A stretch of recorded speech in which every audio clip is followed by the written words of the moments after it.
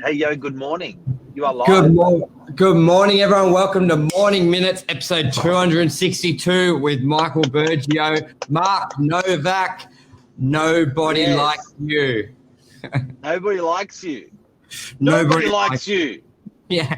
Nobody likes you. Okay, what we want to talk about today, and we really want the people, anyone watching, to please give us your feedback.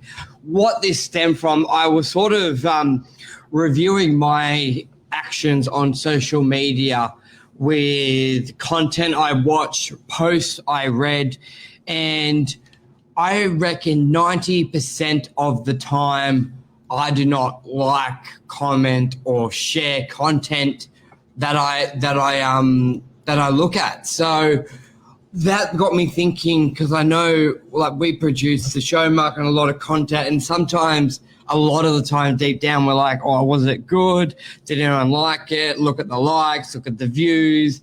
Does that mean it was good or not good? And then I really thought about if I was watching our content, there's a lot of content out there I don't like or share, but I love it. So I think we are powering through it regardless of that. We just know it works, and regardless of analytics, we sort of keep powering through because we've been doing it for a couple of years and we know it sort of works, even if every post doesn't necessarily show the data. But I think a lot of people out there, especially young to social media, they'll do a post and they're like, no, it didn't work. They've seen a Tom Panos, a Lisa Novak. They say it works, but I got no likes, no shares. It doesn't work. I'm not going to do it. So I really wanted to put the conversation out there.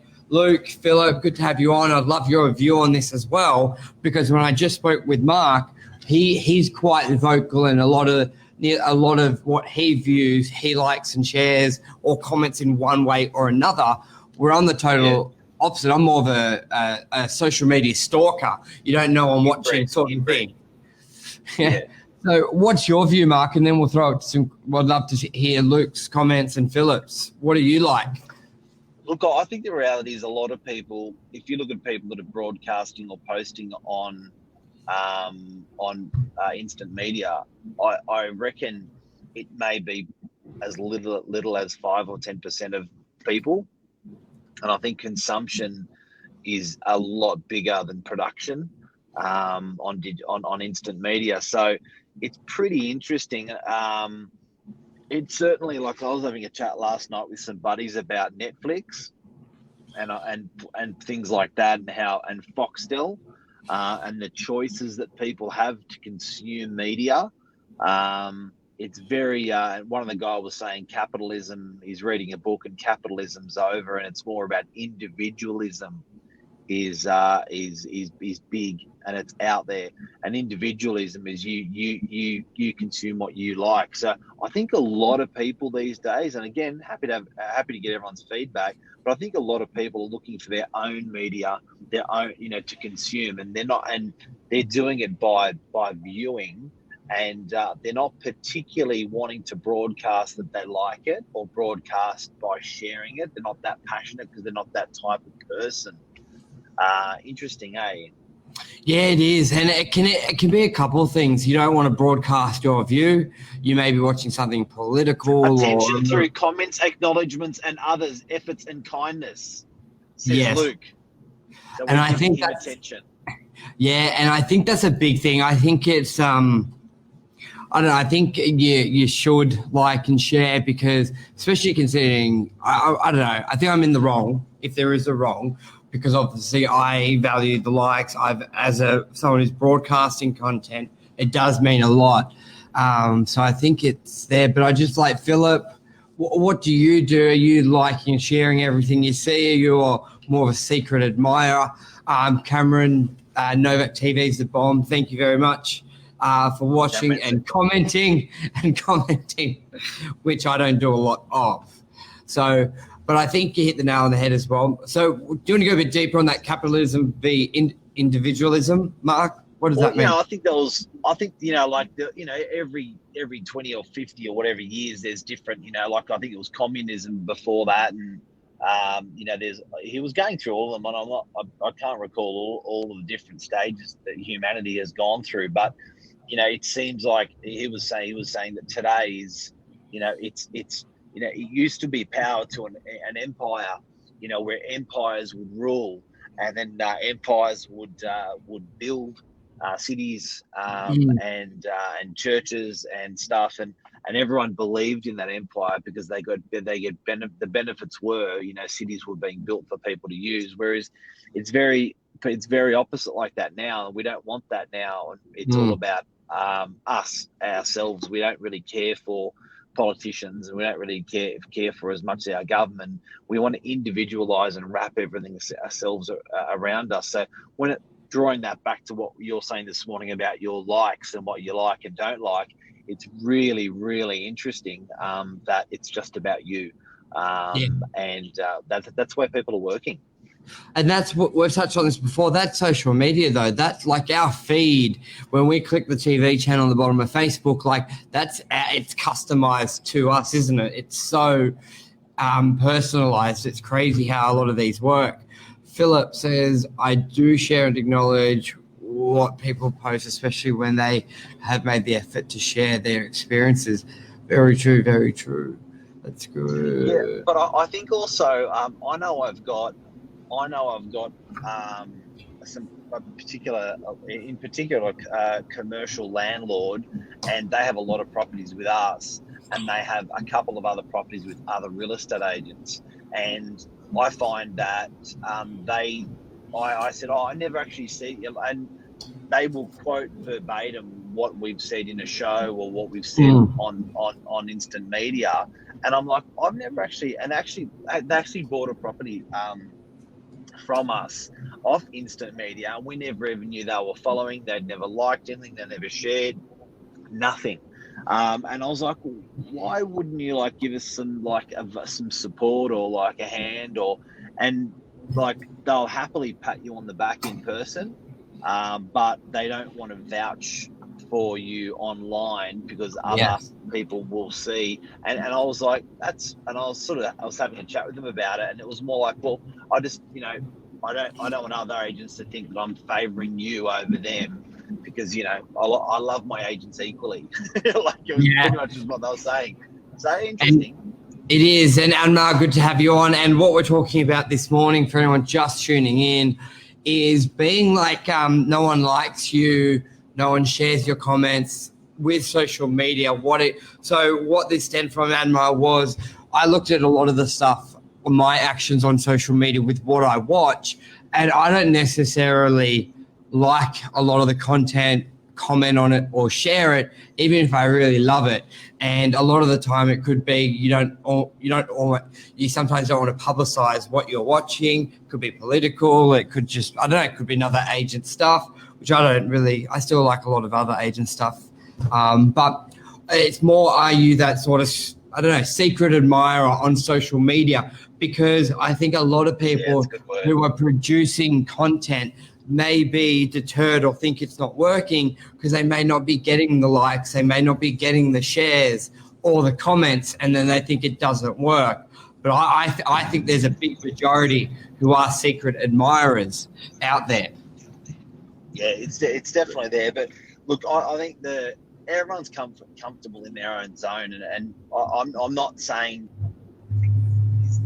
content in general that's out there or don't like content. That just cut away, Mark. You repeat that. Your audio dropped out. Your audio's dropped. Your audio no good. Yeah, my audio's dropped out. Sorry. That's all right. So a couple comments here. I'm new, Philip. I'm new to real estate, and social media is great for learning from others. Luke, building an empire or attention doesn't happen overnight. It takes often 10 years in the making. Very, very true, Anmar. And I think a big thing as well, it takes 10,000 hours, they say, to profession a task or a skill. So even if you apply that again, it's 10,000 hours to become a master, I think, of a skill, a technique, or anything. So if you relate that to social media, I worked that out to 5 years of work full time. Yes. So I think a lot of time before even social media, if you apply that, do social media for 5 years before you judge it or say it's not working. But then, Mark, you also need to it's that balance between, you need to know if your content, if you're going down the right path of your content, if it's what really attracts people. But because, when it's like, what's that, if it's a shit post or shit content, no one hears about it. I think Lee Woodward said it, or Tom, someone said it, like, don't be too worried if it's no good, because then no one sees it. Just keep producing good content. And like, you've got to draw that balance, but then if you just ignore what people do or say about your content, but you produce what you're passionate about, then you're on the right path and you won't be deterred. Because, people say, well, if that topic didn't get any likes or comments, no one likes it, so I won't do that topic. But it doesn't mean that, because there are a lot of secret admirers. So I think the dilemma or the way forward is produce what's authentic to you and relevant to you, and then you will get that tribe of people following you. I think people's days and weeks and months and years are earmarked that way as well. Like, you don't have a day where you are just on fire all day, all week, all month, all year. You know what I mean? It's like a motor of a car. It's never running at its absolute peak all the time. So, we've had shows where we've had 60,000 views, 30,000 views, 70,000 views, and you just think, shit, that went really, really well. But I think the point of today is you do you, everyone does what they do, but it's more of an observation than anything. It is. And Sam, good to have you on. Sam said, always post, never stop. Quality will come with practice. And that's true. Luke, it's more important to be consistent rather than the perfect content. I think that's right. It's I love that quote. What is it, Mark? It's one about delayed perfection. Mental blank. Gradual improvement is better than delayed perfection. Correct. I think that's a wrap. Another one, I want to give Luke a congratulations.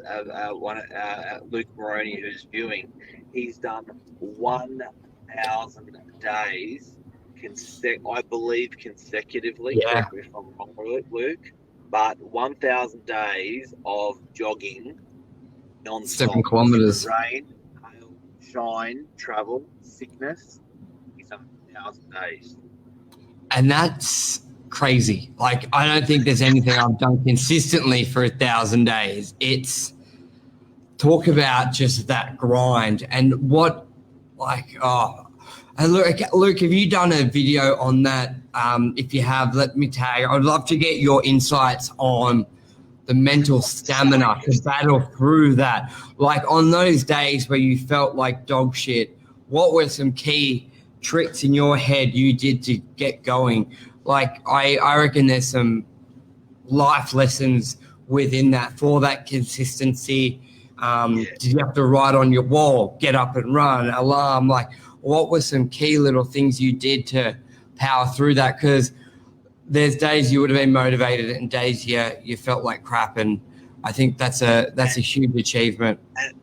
And what point did you hit to trigger, I'm going to do this? Like, there would have been that week or day or month before or 6 months before that triggered you to actually go, you know what, I am actually going to do this non-stop. Like, that's really interesting.